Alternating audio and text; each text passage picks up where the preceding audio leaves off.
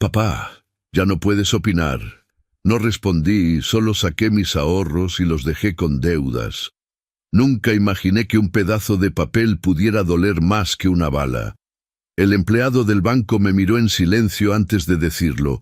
Don Salvador, según el registro, usted ya no es propietario del rancho El Encino. Me mostró el documento. Ahí estaba mi firma, mi nombre, y debajo los de Juan Herrera y Mariana Méndez, mi hija y mi yerno. El rancho que construí con 40 años de trabajo, avalado en 6 millones de pesos, había sido transferido a sus nombres.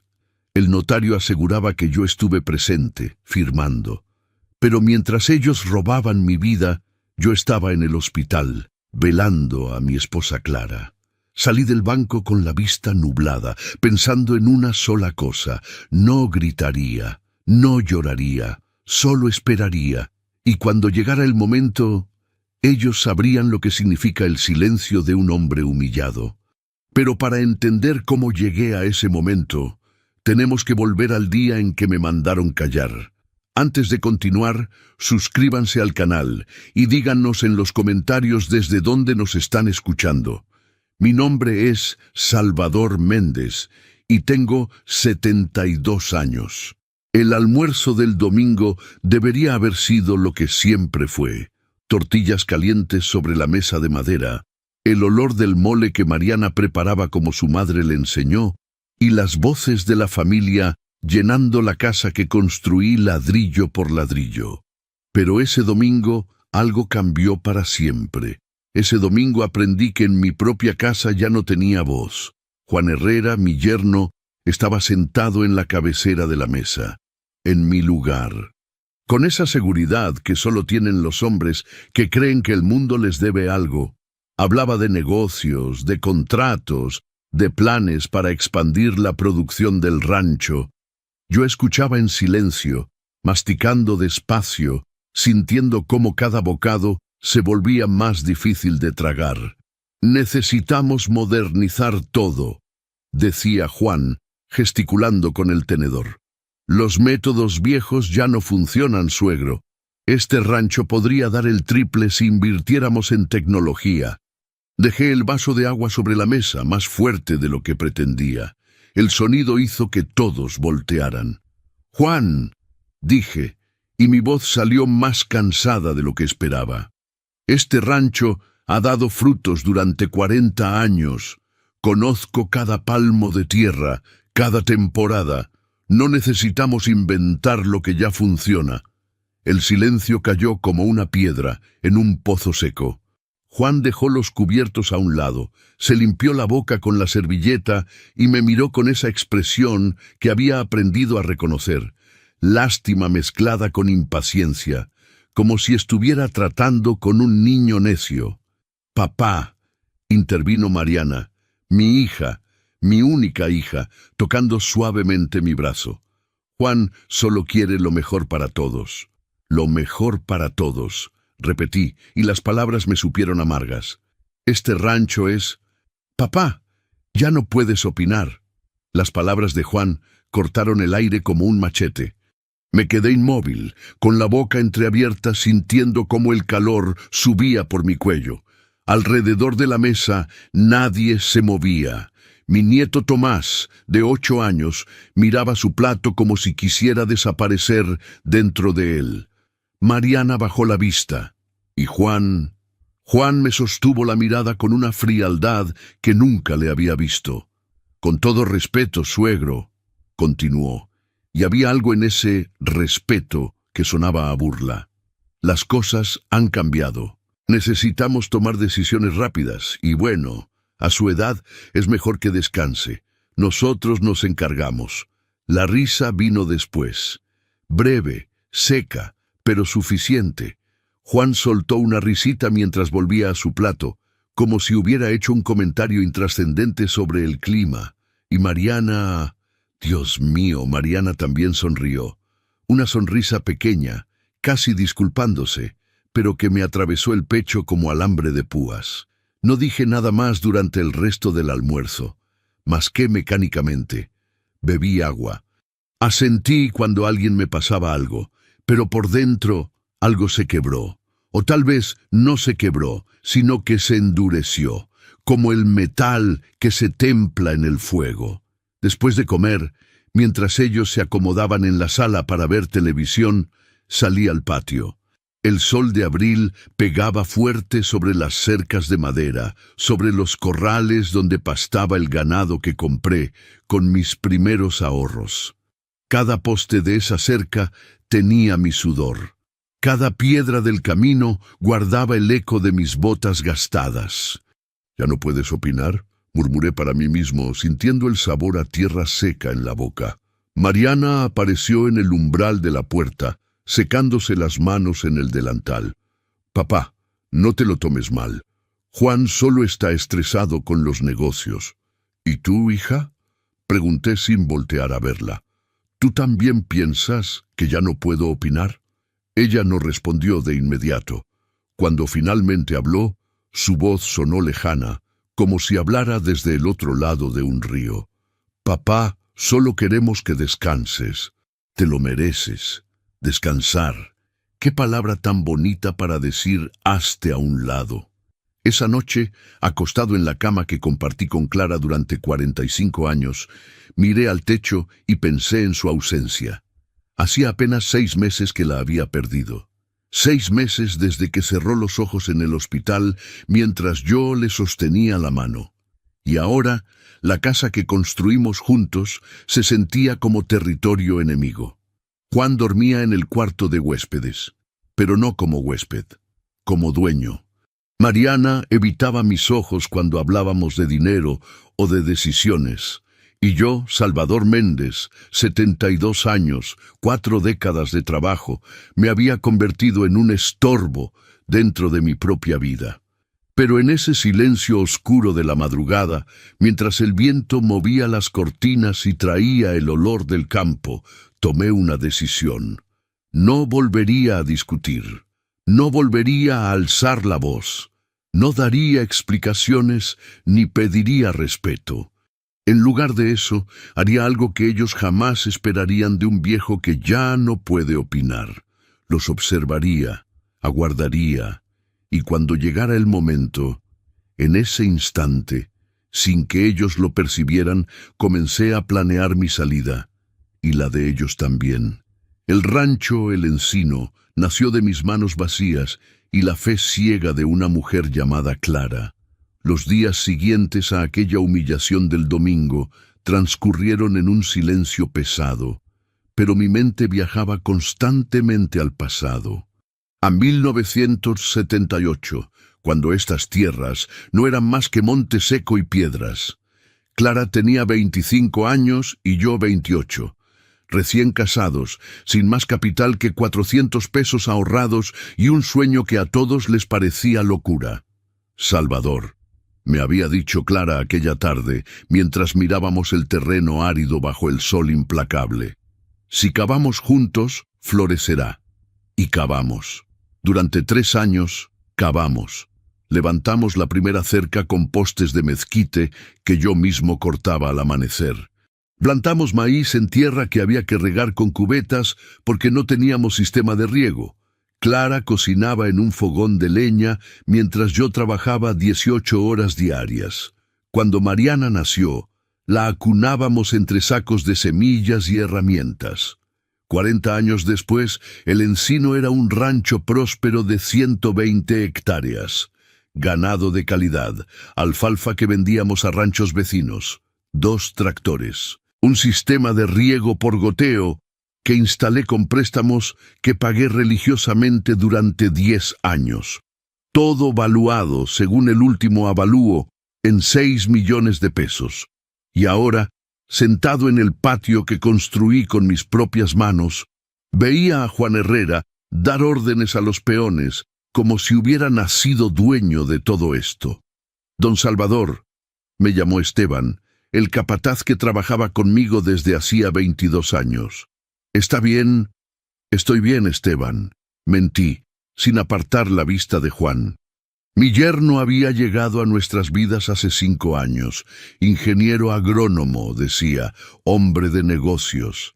Mariana se enamoró de su seguridad, de sus palabras elegantes, de sus promesas de modernización.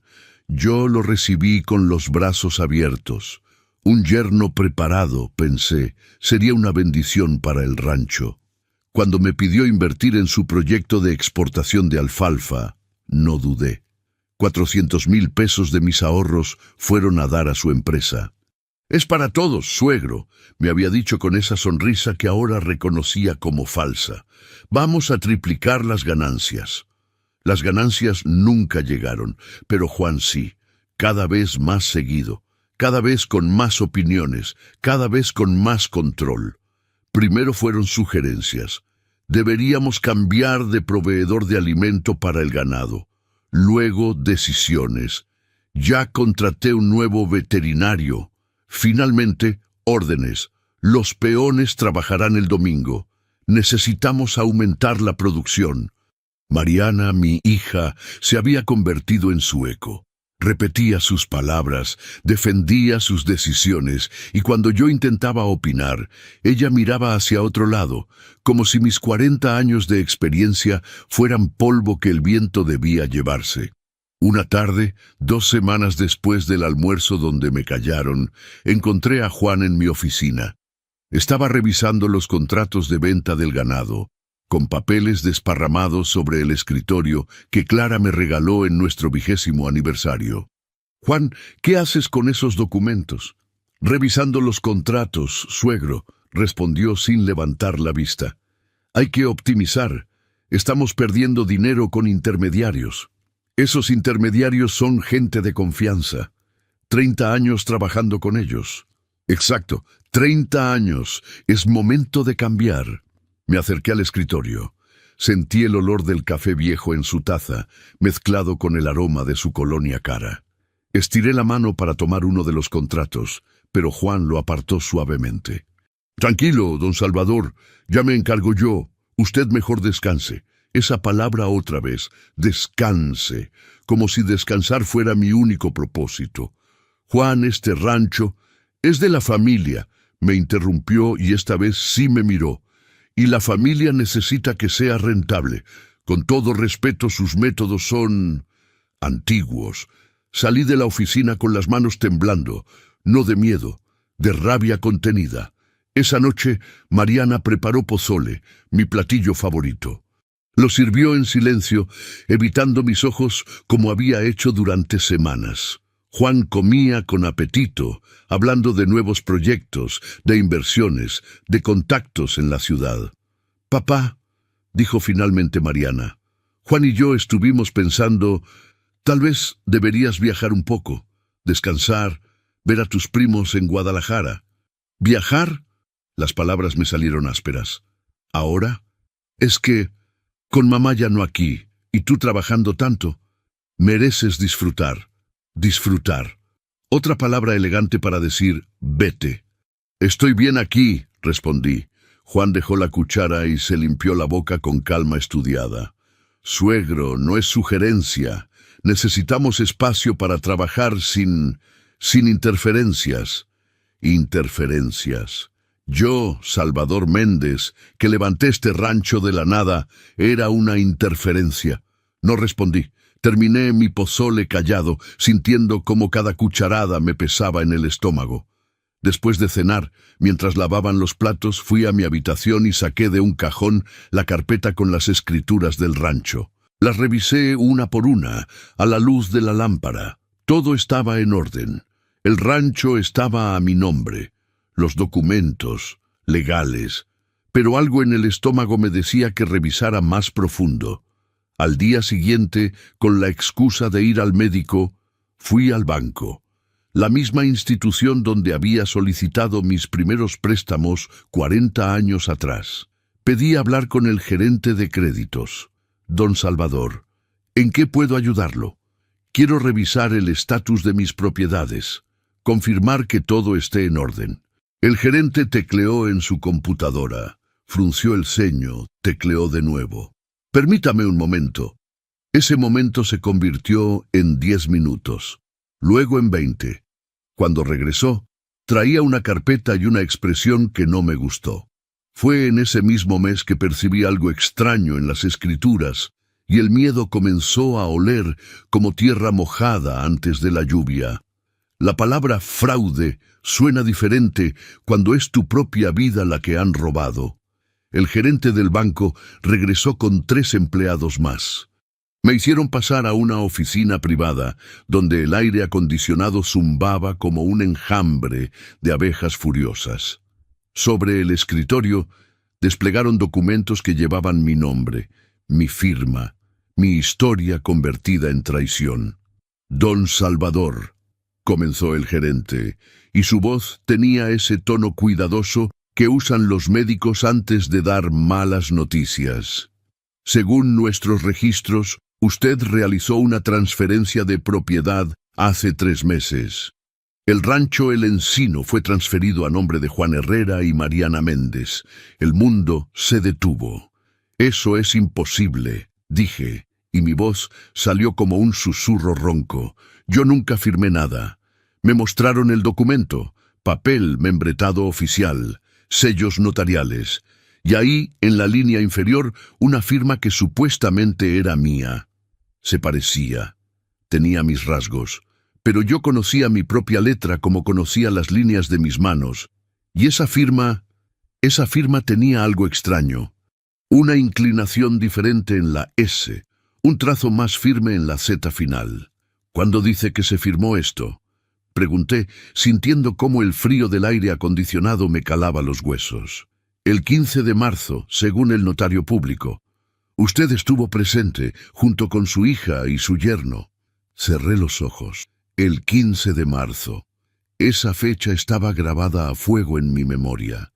El 15 de marzo yo estaba en el Hospital Civil de Guadalajara, sentado junto a la cama de Clara mientras los médicos intentaban estabilizarla después de su 3er infarto. Clara había muerto 2 días después, el 17 de marzo, con mi mano sosteniendo la suya. Ese día, dije, abriendo los ojos y mirando fijamente al gerente.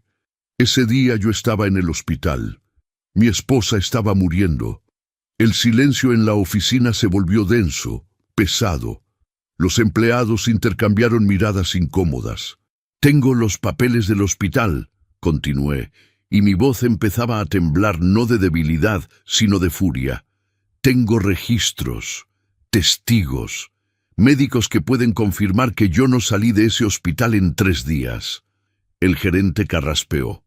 «Don Salvador, entiendo su situación, pero legalmente este documento tiene validez. Está notariado, con testigos. Si hubo irregularidades, tendrá que proceder legalmente». «¿Irregularidades?», repetí, y la palabra me supo a ceniza. «¿Así llaman ahora al robo?».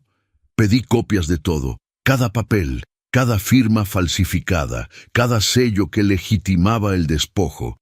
Salí del banco con una carpeta bajo el brazo y el mundo tambaleándose bajo mis pies. Manejé por las calles del pueblo sin rumbo fijo. Pasé frente a la casa de don Emilio, donde solíamos jugar dominó los viernes. Pasé frente a la iglesia donde Clara y yo nos casamos. Pasé frente a la escuela donde Mariana dio sus primeros pasos en el Festival del Día de las Madres. Y pensé en qué momento perdí a mi hija. Cuando llegué al rancho era media tarde. El sol pegaba vertical sobre los corrales. Juan estaba junto al galpón, hablando por teléfono, riendo. Mariana colgaba ropa en el tendedero, con ese delantal floreado que había sido de su madre. Pero cuando me vio llegar, apartó rápidamente los ojos. Esa mirada esquiva tenía algo de vergüenza, algo de culpa. Entré a la casa sin hacer ruido. Fui directo a mi habitación y saqué una caja de metal que guardaba bajo la cama.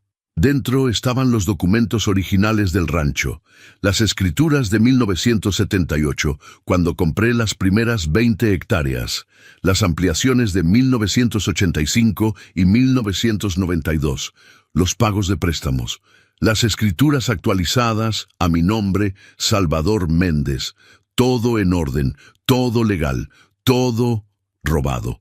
Esa noche, durante la cena, los observé como si los viera por primera vez. Juan comía con apetito, hablando de un nuevo contrato para vender alfalfa. Mariana asentía, sonreía, servía más agua, pero sus manos temblaban levemente al llenar mi vaso. Mi nieto Tomás dibujaba en una libreta, ajeno al veneno que flotaba en el aire. «¿Cómo estuvo tu día, papá?», preguntó Mariana, y había algo forzado en su alegría. «Tranquilo», respondí. Fui al banco, asuntos personales. Vi cómo Juan levantaba la vista apenas un segundo. Vi cómo sus ojos se encontraban con los de Mariana. Vi el mensaje silencioso que pasaba entre ellos, rápido como un relámpago. Ellos sabían que yo sabía. ¿Todo en orden?, preguntó Juan, y su voz sonaba casual, pero sus nudillos estaban blancos sobre el tenedor. «Todo en orden», mentí, y por primera vez en mi vida mentir me supo bien. Después de cenar salí al patio. Las estrellas brillaban sobre el rancho que ya no era mío.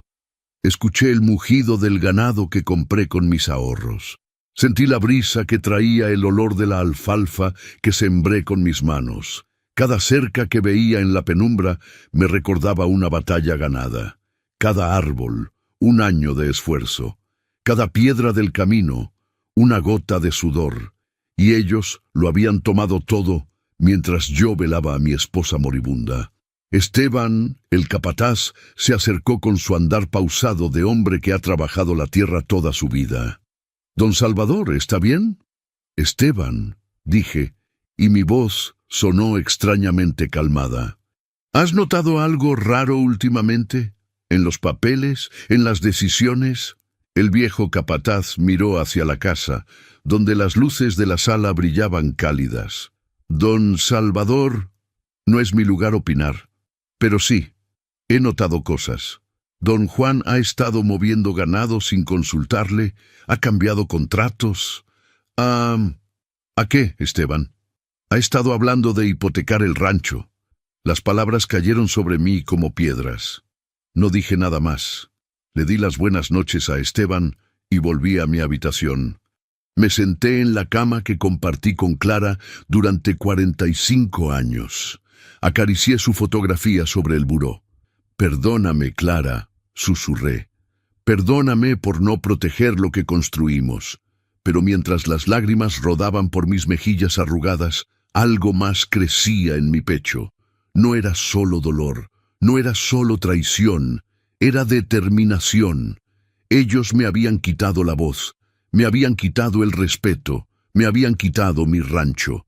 Pero lo que no sabían, lo que nunca imaginaron, es que un hombre de 72 años que construyó un imperio de la nada, también sabe cómo destruir uno. Ellos todavía reían esa noche, sin imaginar que el viejo callado ya había comenzado a cavar sus tumbas financieras. El primer cambio llegó un martes por la mañana. Las cerraduras de la oficina eran nuevas. Intenté abrir la puerta con mi llave como había hecho durante 40 años. La llave giró en el vacío.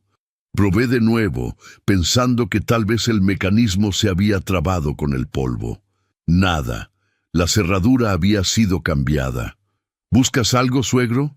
Juan apareció detrás de mí con 2 tazas de café humeante. Me ofreció una con una sonrisa que no llegaba a sus ojos. «La puerta no abre», dije, señalando lo obvio. «Ah, sí. Cambiamos las cerraduras ayer, por seguridad, ya sabes, con tanto empleado entrando y saliendo. Toma, aquí está tu café». No me ofreció una llave nueva. Simplemente se quedó ahí, aguardando a que me fuera. «Necesito revisar los contratos de...» «Ya yo me encargué de eso», me interrumpió.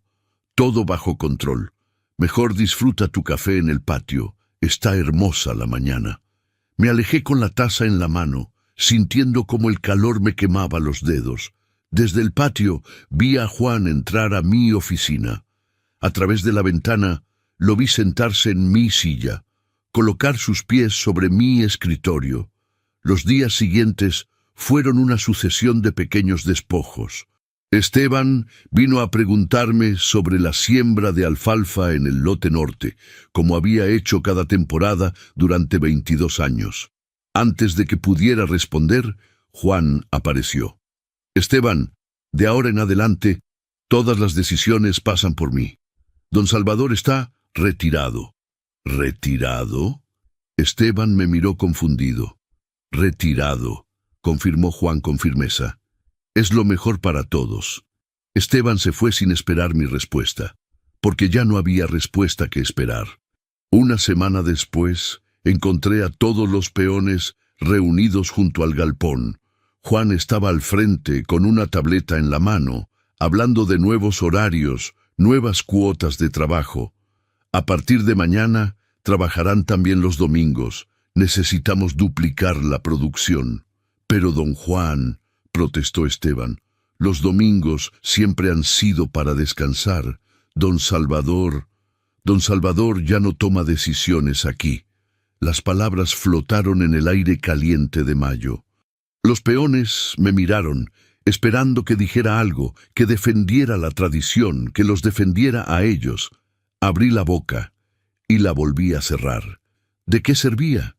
El rancho ya no era mío, mi voz ya no importaba, yo era un fantasma en mi propia tierra. Esa noche, Mariana vino a mi habitación, tocó suavemente antes de entrar, como si yo fuera un extraño al que había que pedir permiso. «Papá, necesito hablar contigo. Dime». Se sentó en el borde de la cama, retorciendo las manos sobre el regazo. Tenía ojeras, como si no durmiera bien. Parte de mí quiso consolarla, la otra parte solo sentía vacío. «Papá, sé que todo esto es difícil para ti, pero es solo para organizarnos mejor. Juan tiene experiencia en administración. Tú has trabajado tanto tiempo, mereces descansar, esa palabra otra vez. Descansar, como si fuera un caballo viejo que hay que llevar al potrero a morir en paz. ¿Y las cerraduras, hija? ¿Eso también es organización?» Ella desvió la mirada. «Es por seguridad. Hay papeles importantes, contratos, papeles que yo firmé, contratos que yo negocié. Papá, por favor, no hagas esto más difícil». «¿Difícil para quién, Mariana?»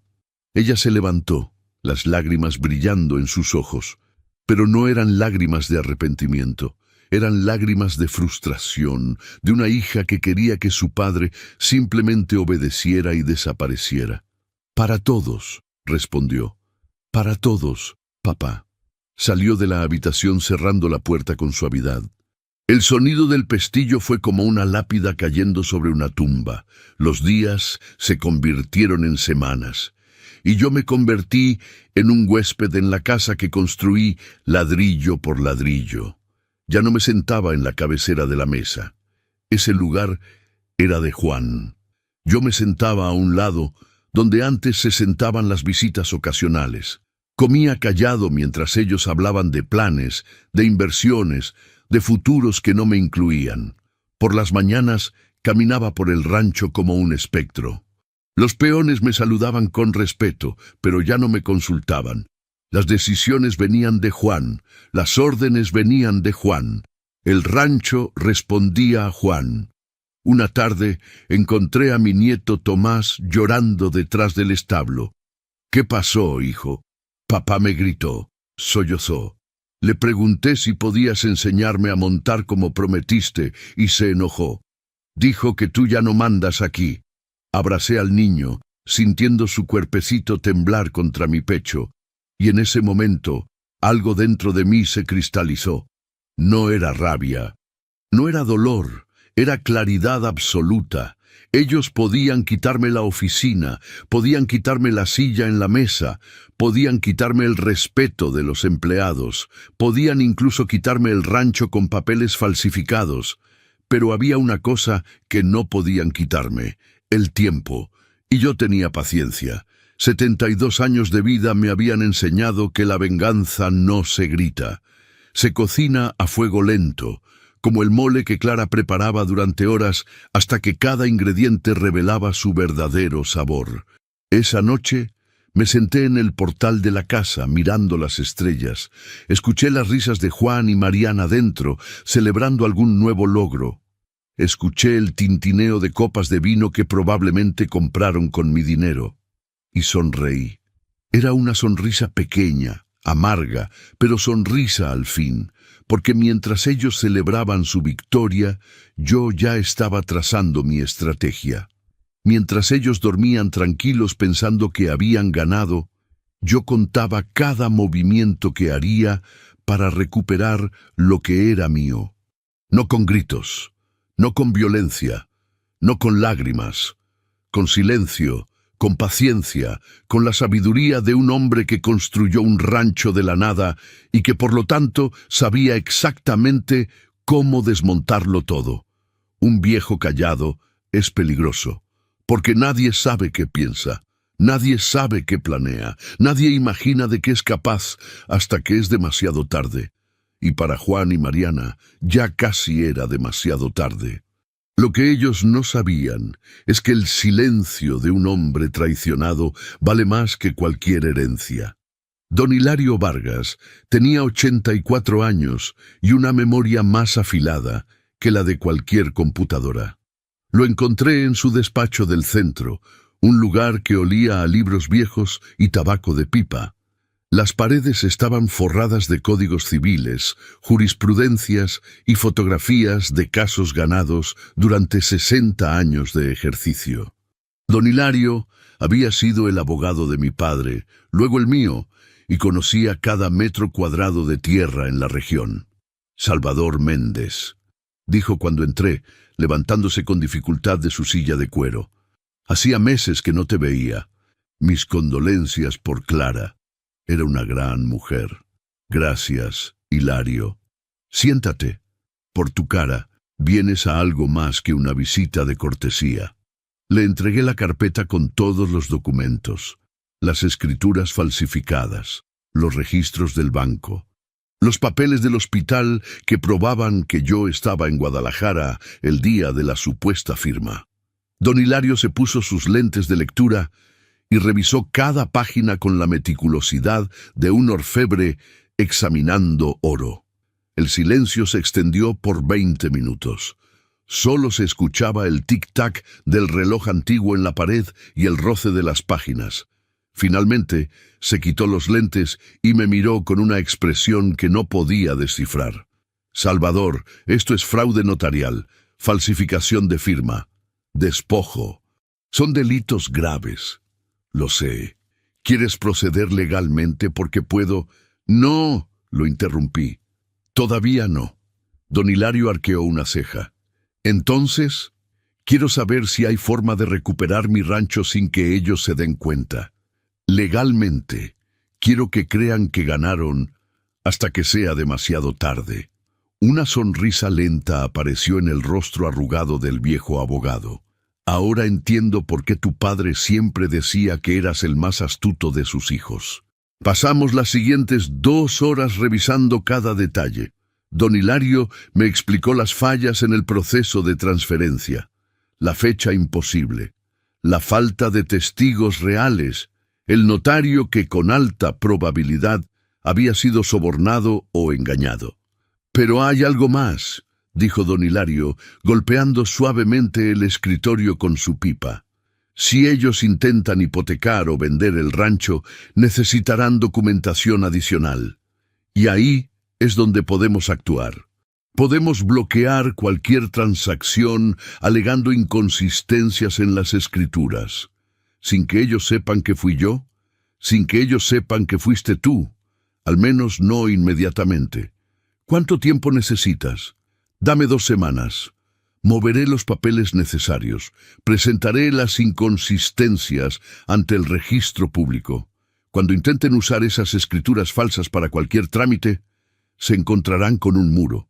Salí del despacho de don Hilario con algo que no había sentido en semanas: esperanza. No era la esperanza ingenua de que todo se arreglaría solo. Era la esperanza fría y calculada de un hombre que sabe exactamente qué hacer para recuperar lo que le robaron.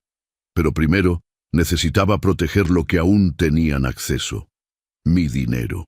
Al día siguiente, con la excusa de ir al médico, visité las 3 sucursales bancarias donde tenía cuentas.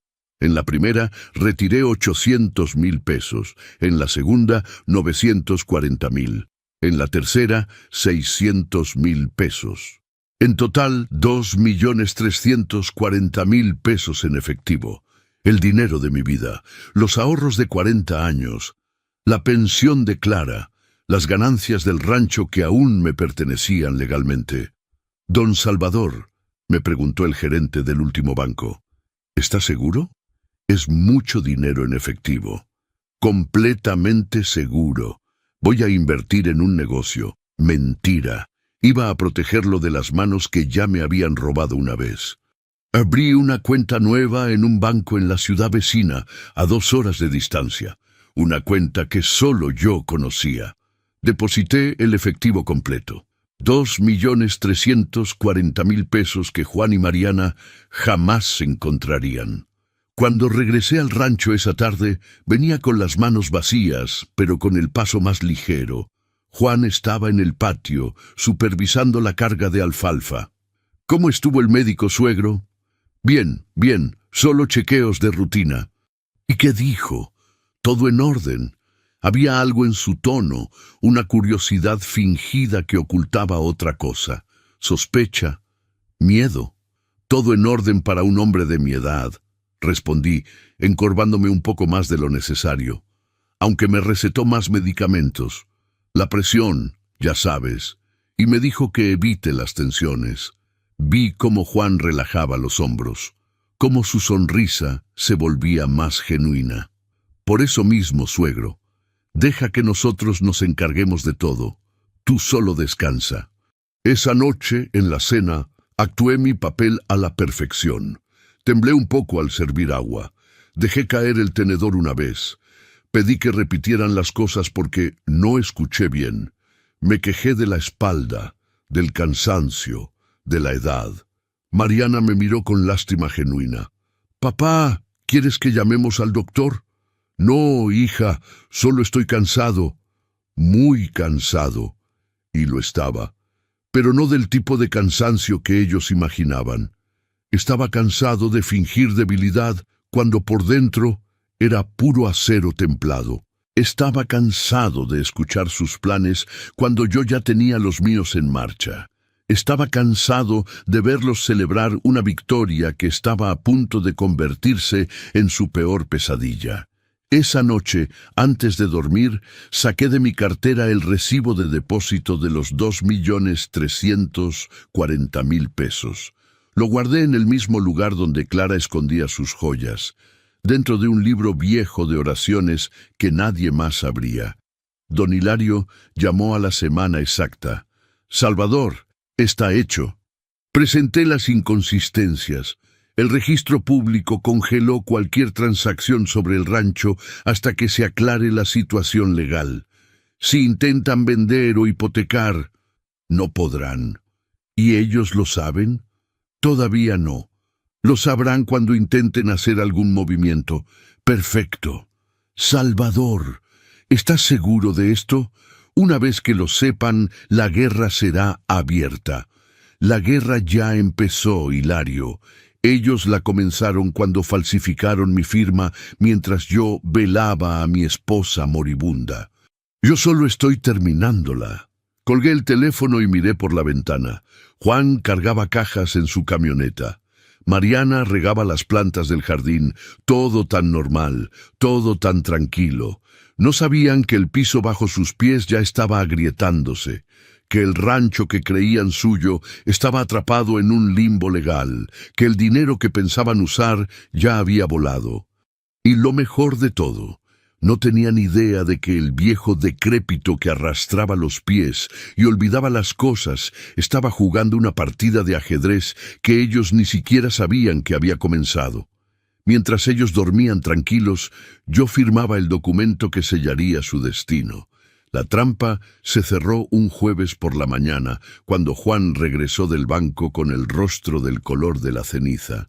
Yo estaba en el portal, meciendo lentamente en la silla que Clara me regaló en mi cumpleaños 50. Fingía dormir, con el sombrero sobre el rostro y las manos cruzadas sobre el pecho, pero por debajo del ala observaba todo.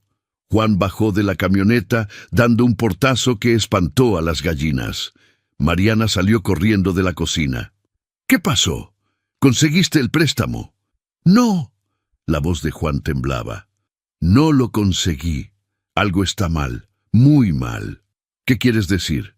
El rancho, las escrituras. El banco dice que hay inconsistencias en la documentación, que no pueden procesar ninguna hipoteca hasta que se aclare la situación legal del inmueble. Sentí como mi corazón latía más fuerte, pero mantuve la respiración pausada. El cuerpo inmóvil, solo un viejo durmiendo al sol. ¿Inconsistencias? La voz de Mariana subió una octava. ¿Qué tipo de inconsistencias? No me dijeron exactamente. Solo que el registro público tiene una alerta sobre la propiedad, que hay documentos contradictorios. Hubo un silencio largo. Podía sentir sus miradas buscándose, podía oler su miedo mezclándose con el aire seco de junio. ¿Crees que él...? Comenzó Mariana. No. Juan la cortó rápido. Míralo. Apenas puede caminar derecho. No tiene idea de cómo funcionan estas cosas legales. Qué equivocados estaban. Pero Juan, necesitamos ese dinero, la empresa, las deudas. Lo sé, Mariana. Lo sé. Esperé hasta que entraron a la casa antes de abrir los ojos. El sol brillaba con fuerza sobre las tierras que me habían robado, sobre las cercas que levantaron mis manos, sobre el futuro que ellos creían haber asegurado y que ahora se desmoronaba como arena entre sus dedos. Las siguientes semanas fueron un descenso al infierno, y yo tuve un asiento de primera fila. Juan empezó a recibir llamadas, muchas llamadas, proveedores exigiendo pagos, socios reclamando inversiones, el banco presionando por un préstamo anterior que yo desconocía. Cada día su rostro se veía más demacrado, más gris, más desesperado. Mariana dejó de sonreír. Las ojeras se hicieron permanentes en su cara, los platos en la mesa disminuyeron en cantidad y calidad. Ya no había vino en las cenas, ya no había risas. Una noche escuché gritos desde su habitación. «Te dije que era arriesgado». La voz de Mariana atravesaba las paredes. «Te dije que esperáramos. Necesitábamos expandir el negocio», respondía Juan. «¿Cómo iba a saber que el viejo...» «¿Que el viejo qué, Juan?» «¿Qué?» Silencio. Un silencio que pesaba como plomo. Al mes siguiente, los hombres del banco llegaron, no al rancho, sino a la empresa de exportación de Juan en el pueblo. Yo me enteré por Esteban, quien lo escuchó de un primo que trabajaba en la presidencia municipal. «Don Salvador», me dijo Esteban en voz baja, mientras revisábamos las cercas del lote oeste. «Dicen que don Juan debe 1.800.000 pesos, que embargaron las oficinas, que la empresa quebró». ¿1.800.000 pesos? Repetí, fingiendo sorpresa. Eso dicen, patrón. Y hay más. Dicen que invirtió mal, que apostó a un negocio que no resultó, que ahora los acreedores quieren su dinero. Esa tarde, cuando regresé a la casa, encontré a Juan sentado en los escalones del portal. Tenía la cabeza entre las manos. A su lado, una botella de tequila medio vacía. Me senté junto a él sin decir nada. El silencio se extendió como una sombra. «Lo perdí todo, suegro», dijo finalmente, su voz quebrada. «Todo. La empresa, los contratos, los ahorros, todo». «¿El rancho?», pregunté con suavidad.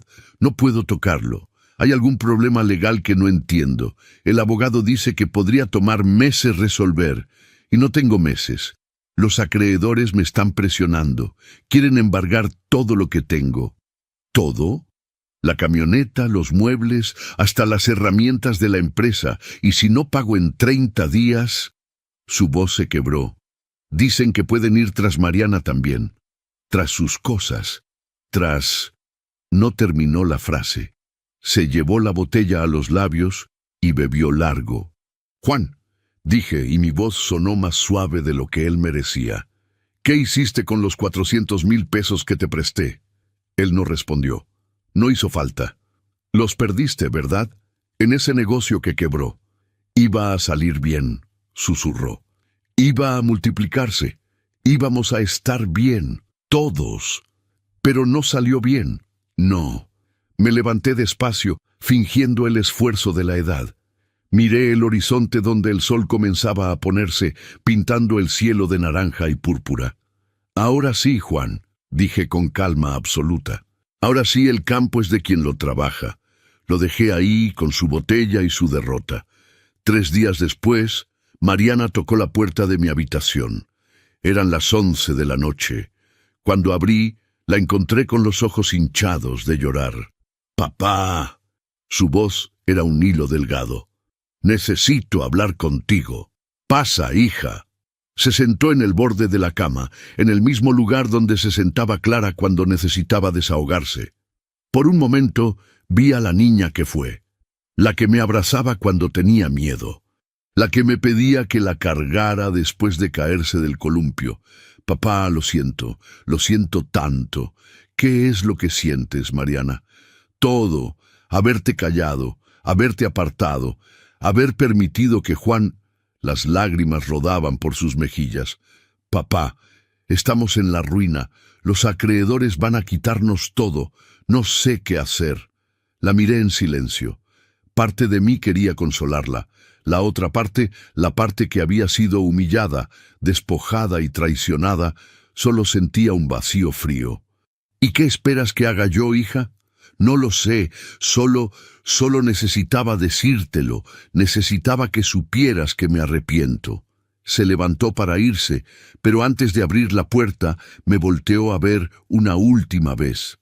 «Papá, ¿tú tuviste algo que ver con lo del banco? ¿Con el bloqueo del rancho?». La miré a los ojos de mi única hija, y mentí con la misma facilidad con la que ellos habían falsificado mi firma. «Hija, yo apenas puedo recordar dónde dejé mis lentes. ¿Crees que soy capaz de mover papeles legales?». Ella asintió, queriendo creer, pero antes que partieran al día siguiente con sus últimas pertenencias en la camioneta que aún no habían embargado, dejé sobre la mesa de la cocina un sobre manila. Pero lo que ellos hicieron después superó cualquier traición anterior. El sobre manila permaneció sobre la mesa durante 3 días antes de que regresaran.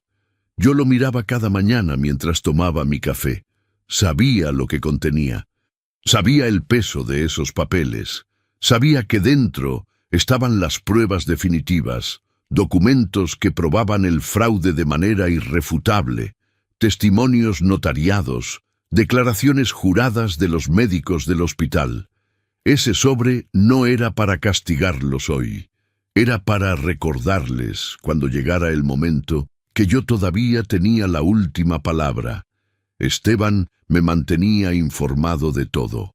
Juan había vendido la camioneta para pagar parte de la deuda. Mariana había empeñado sus joyas, incluso el anillo que Clara le regaló en su boda. Vivían ahora en una casa rentada en el pueblo, un lugar pequeño cerca de la carretera donde el ruido de los tráilers no dejaba dormir por las noches. «Don Salvador», me dijo Esteban una tarde, «¿usted sabía que ellos falsificaron las escrituras?». «Lo sospechaba», respondí sin mentir del todo. «¿Y por qué no hizo nada antes?». «Porque a veces, Esteban, la justicia no se grita, se siembra. Y cuando crece, da frutos amargos que quien lo sembró debe cosechar». El viejo capataz asintió lentamente, como entendiendo algo más profundo que mis palabras.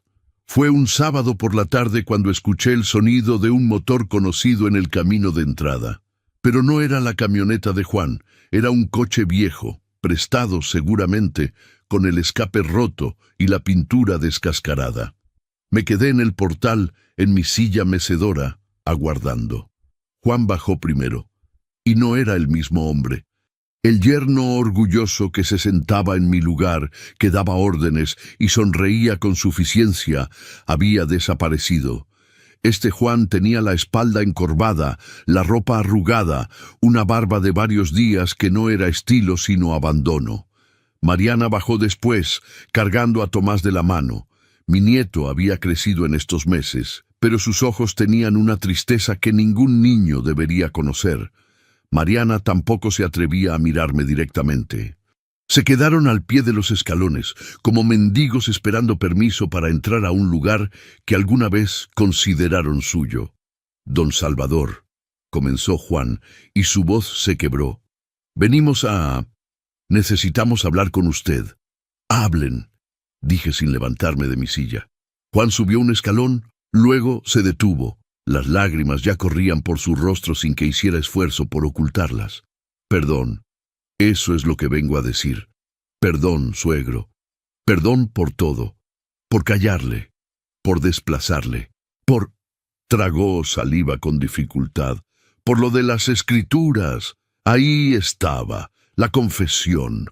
Las palabras que habían estado atrapadas en el aire durante meses. ¿Las escrituras? Pregunté con calma, como si no supiera de qué hablaba. Yo falsifiqué su firma, continuó Juan, cayendo de rodillas. Fue idea mía. Convencí a Mariana de que era lo mejor. Le dije que usted estaba viejo, que necesitábamos asegurar el futuro, que... Sollozó abiertamente. Mentí. Manipulé. Robé. Soy un ladrón, don Salvador. Un miserable ladrón. Mariana permanecía varios pasos atrás, con la mano de Tomás apretada contra la suya. Lloraba en silencio, sin hacer ruido, como Clara lloraba cuando no quería que nadie la escuchara. ¿Y tú, hija? Pregunté. ¿Tú también viniste a pedir perdón? Ella dio un paso adelante. Su voz salió apenas audible. Papá, yo sabía. No firmé los papeles, pero sabía lo que Juan iba a hacer. Y no lo detuve. Te traicioné también. Traicioné tu confianza, tu amor, todo lo que hiciste por mí. ¿Por qué? Fue la única pregunta que necesitaba respuesta. Porque tenía miedo, respondió Mariana. Miedo de que no hubiera suficiente para nosotros. Miedo de que Juan se fuera si las cosas no salían bien. Miedo de no ser nada sin él. ¿Y ahora? Pregunté. Ahora que no tienen nada, ¿qué son? Nadie respondió. Me levanté despacio de la silla. Entré a la casa y regresé con una carpeta que tenía guardada en mi habitación. La misma carpeta que don Hilario había preparado con tanta meticulosidad. ¿Saben qué es esto? Pregunté, mostrándoles los documentos. Juan negó con la cabeza, todavía de rodillas.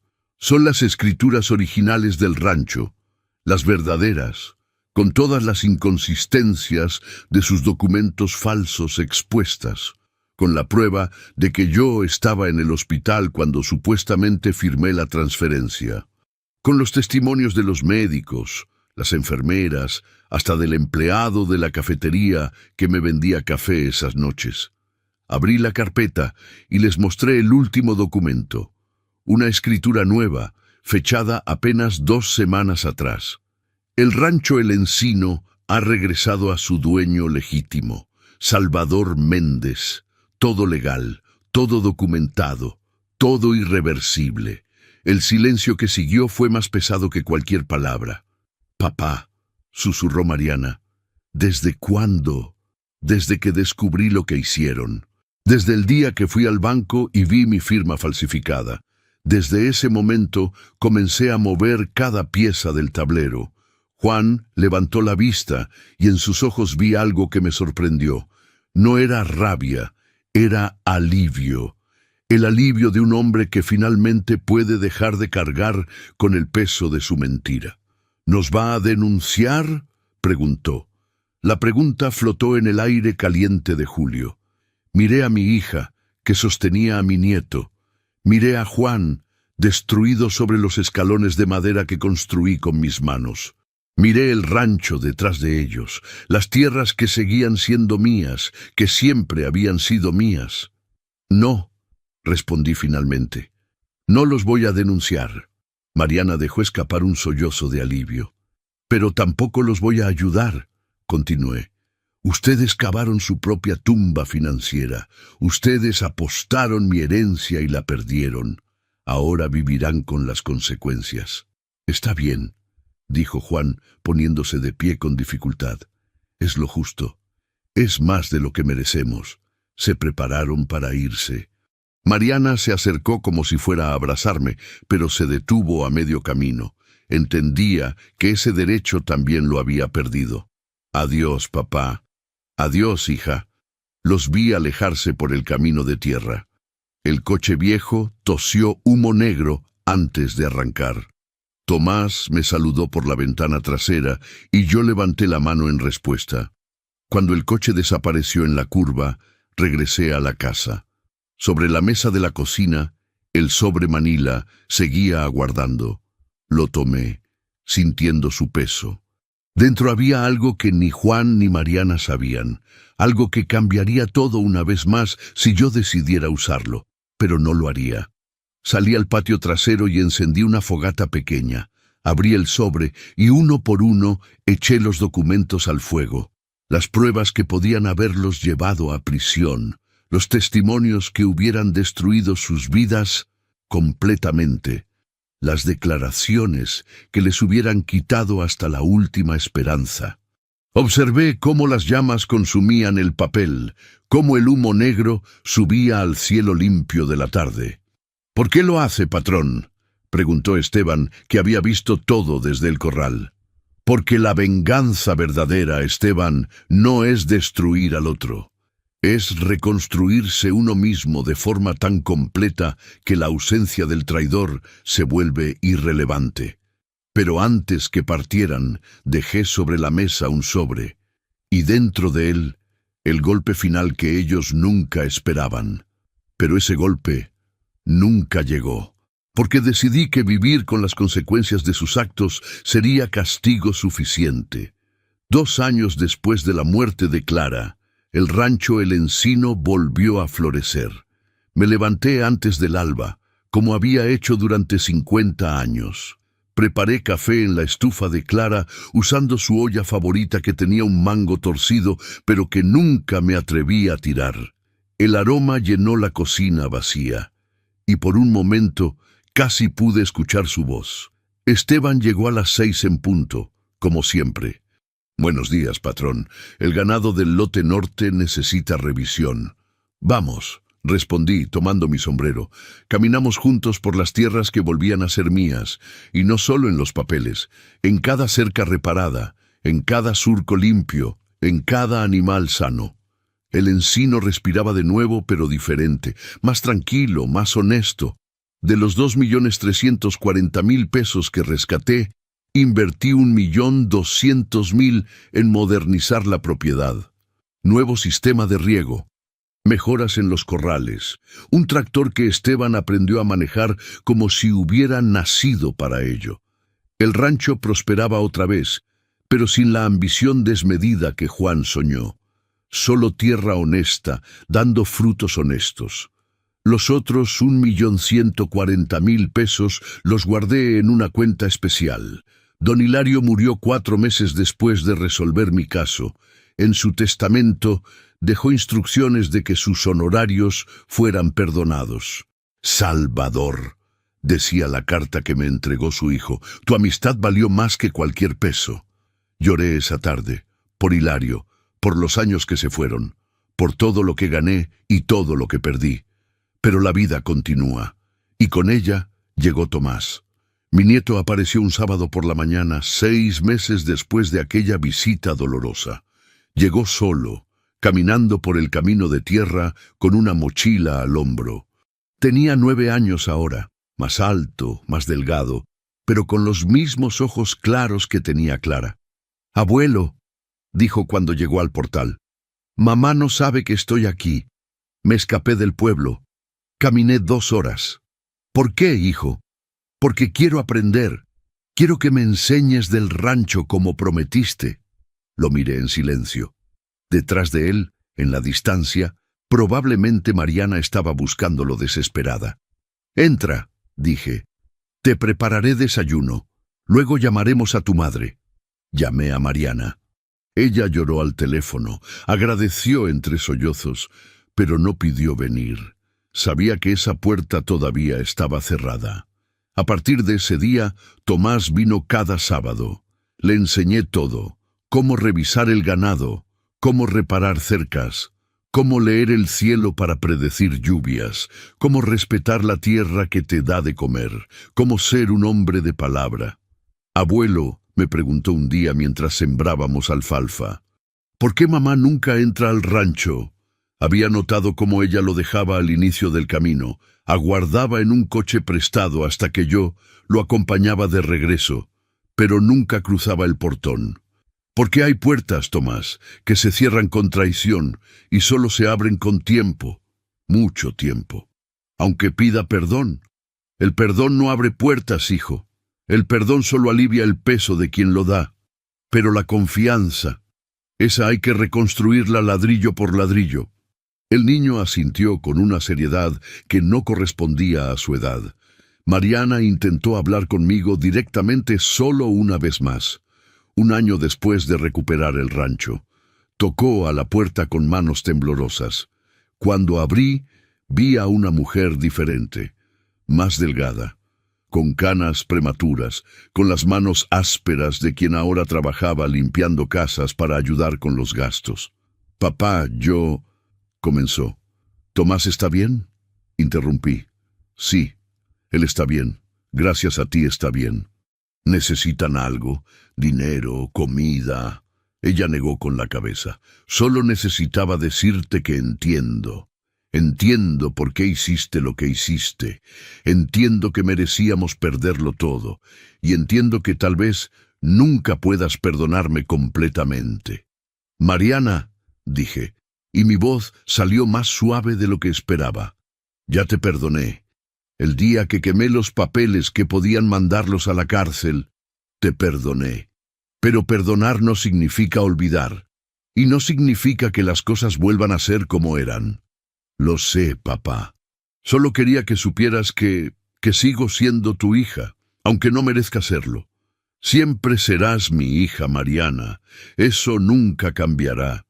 Pero la relación que teníamos, esa murió el día que firmaron mi nombre mientras yo velaba a tu madre».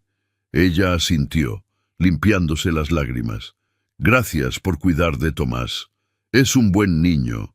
Ese fue nuestro último intercambio directo. Después de eso, nuestra comunicación se limitó a mensajes breves, corteses, funcionales, vacíos de la calidez que alguna vez tuvimos. Juan nunca volvió al rancho. Según me contó Tomás, su padre trabajaba en la ferretería del pueblo, había dejado de beber y estaba pagando sus deudas centavo por centavo.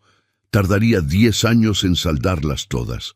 «Papá dice que tú le enseñaste la lección más importante de su vida», me dijo Tomás un sábado. «¿Y cuál fue esa? Que no hay atajos para la dignidad, que todo lo que se construye con mentiras se derrumba con la verdad». Sonreí. Al menos algo había aprendido. Una tarde llamé a Tomás a mi oficina. Tenía 11 años ya, y había demostrado no solo interés, sino respeto genuino por la tierra. «Hijo, quiero mostrarte algo». Saqué los documentos de la cuenta bancaria que había abierto a su nombre, 1.140.000 pesos creciendo con intereses. «Esto es tuyo, pero solo podrás acceder a este dinero cuando cumplas 25 años, y únicamente si has demostrado que aprendiste a trabajar la tierra con honestidad». Sus ojos se abrieron enormes. «¿Por qué, abuelo?»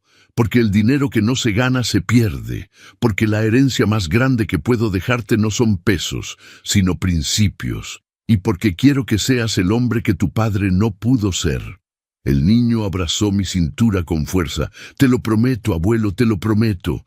El rancho volvió a ser lo que Clara y yo siempre quisimos, un lugar de paz, sin ambiciones desmedidas, sin planes imposibles. Solo tierra, trabajo y el ciclo eterno de siembra y cosecha. Una noche, exactamente 2 años después de la muerte de Clara, me senté en el portal bajo las estrellas. Tomás dormía en el cuarto de huéspedes, cansado después de aprender a herrar caballos. El viento soplaba suave, trayendo el olor de la tierra húmeda. «Lo hice, mi amor», susurré mirando al cielo. «Protegí lo nuestro, y tu bisnieto seguirá tus pasos». Una estrella fugaz cruzó el firmamento. El viento sopló más fuerte. moviendo las hojas de los árboles que plantamos hace 40 años. Y en ese sonido encontré paz. No respondí cuando me callaron, no grité cuando me robaron, no lloré cuando me traicionaron, solo aguardé, observé. Y cuando llegó el momento, recuperé lo que era mío sin violencia, sin venganza ciega, solo con la paciencia de un hombre de 72 años que sabe que la justicia verdadera no se apresura. El rancho, el encino seguirá aquí cuando yo ya no esté, y Tomás lo heredará, no por ser mi nieto, sino porque aprendió a amarlo como yo lo amé, a respetarlo como yo lo respeté, a trabajarlo como Clara y yo lo trabajamos durante toda una vida.